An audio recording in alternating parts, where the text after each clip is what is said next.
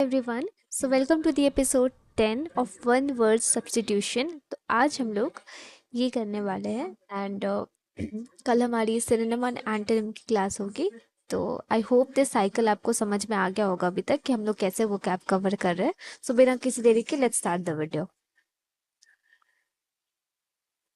So our first word is मिसएंड्रेस्ट।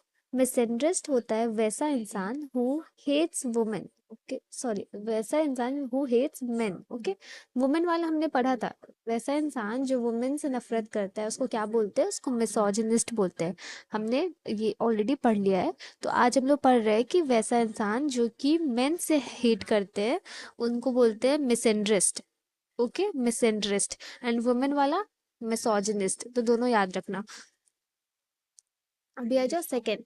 Second word is platitude. Platitude होता है ऐसी बातें जो कि बहुत सारे लोगों द्वारा यूज करी जाती है।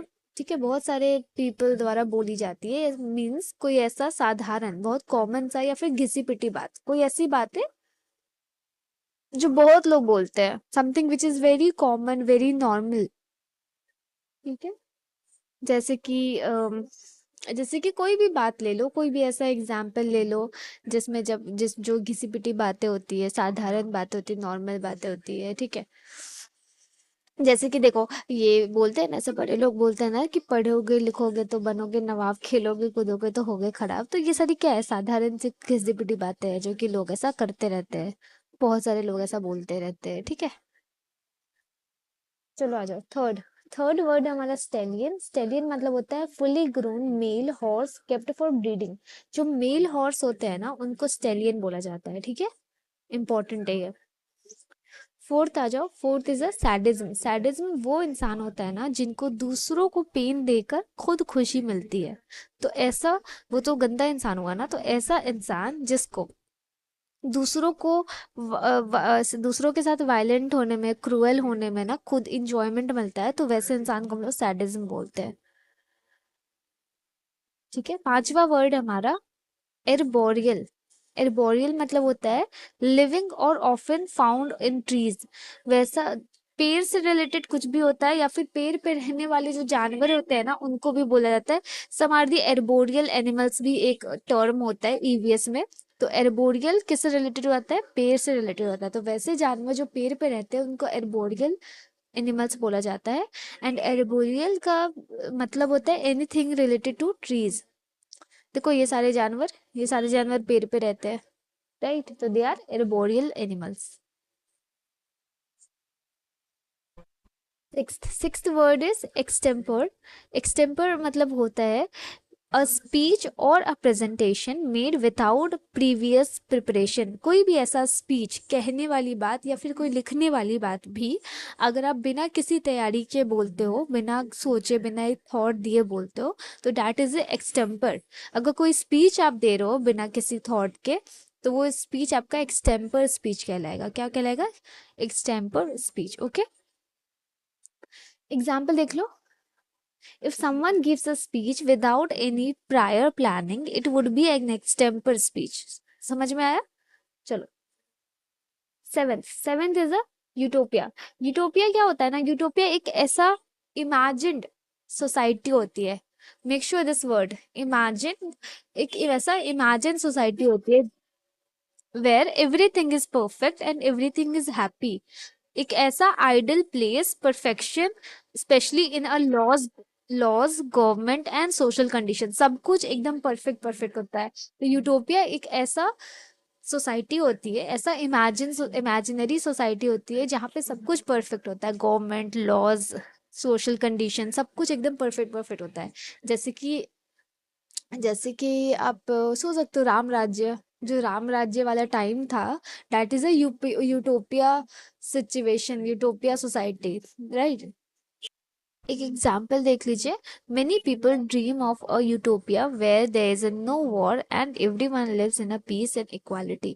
तो बहुत लोगों का सपना होता है कि जो लाइक यूटोपिया बनी रहे एक कंट्री में, विच विच मीन्स व्हाट, कि कोई भी वॉर नहीं हो और सब लोग पीस और इक्वालिटी के साथ खुशी खुशी रहे, सब कुछ परफेक्ट रहे। ठीक है, तो that situation is a utopia. Come to eight.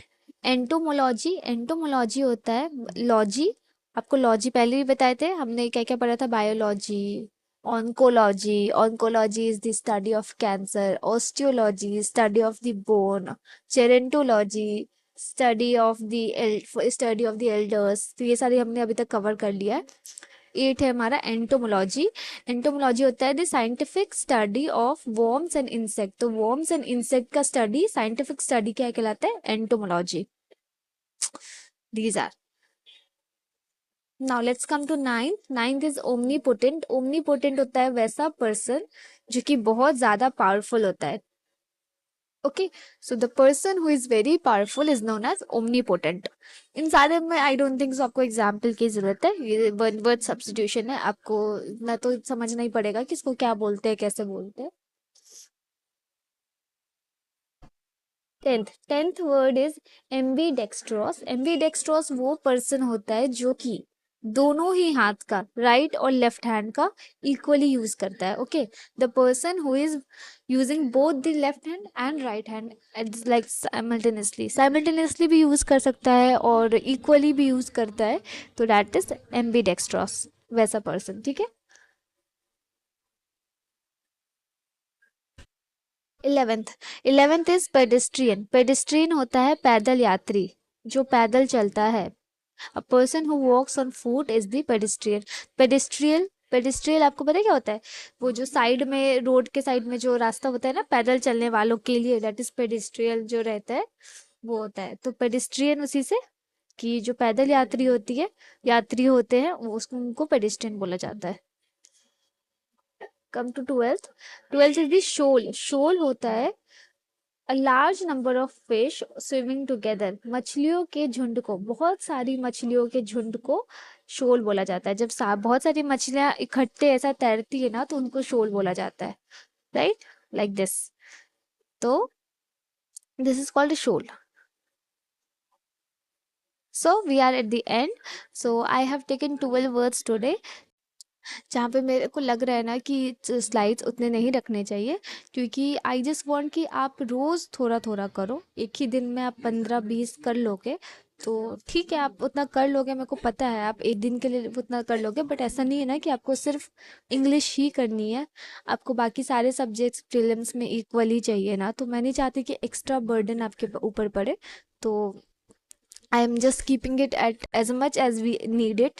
And do subscribe the channel, and let's meet on the Game of Sigil Telegram channel for the quiz at night. So be ready for that. Revise the PDF again and again, and just attempt the quiz to boost your confidence. Okay, chalo, bye bye.